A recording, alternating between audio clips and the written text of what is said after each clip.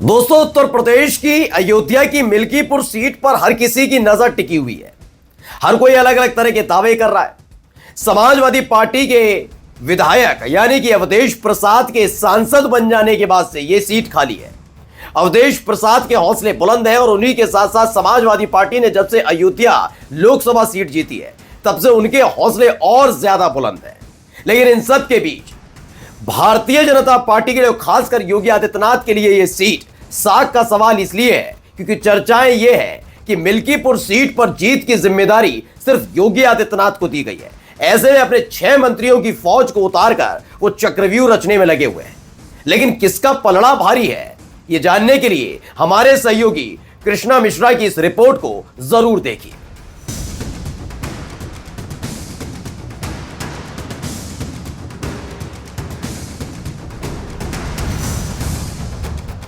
उत्तर प्रदेश की 9 विधानसभा सीटों पर उपचुनाव के बाद हर किसी की नजर अयोध्या की मिल्कीपुर सीट पर टिकी हुई है, जहां एक तरफ से बीजेपी और खासकर योगी आदित्यनाथ के लिए साख का सवाल है, तो वहीं समाजवादी पार्टी के लिए जीत बरकरार रखने का मुद्दा। ऐसे में इस सीट पर बीजेपी और सपा के बीच कड़ी टक्कर देखने को मिल रही है। बीजेपी ने 6 मंत्रियों को मिल्कीपुर में उतार दिया है और जीत का दावा कर रही है। देखिए, भारतीय जनता पार्टी का कार्यकर्ता, भारतीय जनता पार्टी का संगठन योगी आदित्यनाथ के नेतृत्व में मिल्कीपुर विधानसभा चुनाव में पूरी तौर से तैयार है और हमें लगता है उपचुनाव का जो रिजल्ट आया उससे भी भाजपा उत्साहित है। मतदाताओं, जनता का मन योगी आदित्यनाथ के नेतृत्व के प्रति ठीक है और मुझे लगता है उनके नेतृत्व में मिल्कीपुर उपचुनाव में भी भारतीय जनता पार्टी भारी जीत हासिल करेगी। जहां तक रही अखिलेश जी की बात कि वो मीडिया से दिखवाएंगे, मुझे लगता है कि लोकतंत्र के चौथा स्तंभ मीडिया होता है और वो हर जगह उपलब्ध था जहां वो हारे और जहां वो जीते।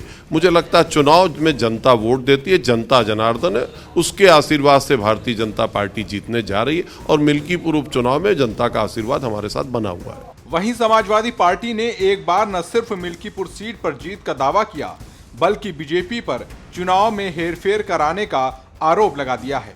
ज़्यादा कमर कस ली है भाजपा ने। भाजपा क्या कमर कसेगी, वो तो सरकार के भरोसे रहते हैं। न वो राम के नाम पे हैं, न वो काम के नाम पे हैं, वो तो बेईमानी के नाम पे हैं। वो तो लगातार यही काम करते हैं। वो मंत्री जाएं न जाएं, ये माहौल बनाने की बातें हैं। मूल रूप से यही काम करते हैं कि इस जाति के, इस धर्म के, इस विचारधारा के पोलिंग एजेंट, वो पोलिंग पार्टीज न हो, पीठासीन अधिकारी न हो, पुलिस न हो, किस तरीके से कहाँ लोगों को वोट डालने से रोका जाए। वोट, अपना वोटर का मन जीत के चुनाव नहीं जीतना चाहते, बेईमानी के रास्ते जीतना चाहते।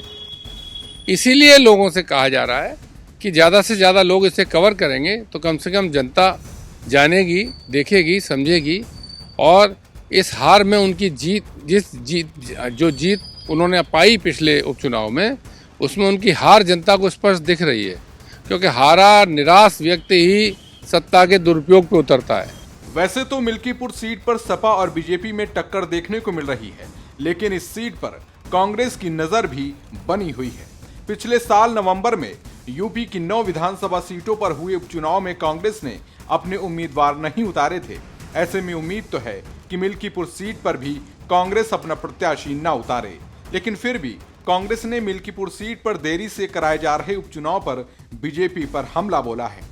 देखिए, भारतीय जनता पार्टी का डर साफ दिखता था। जब उपचुनाव कराना चाहिए था तब नहीं करा पाए। आज उनको पूरी तरीके से ये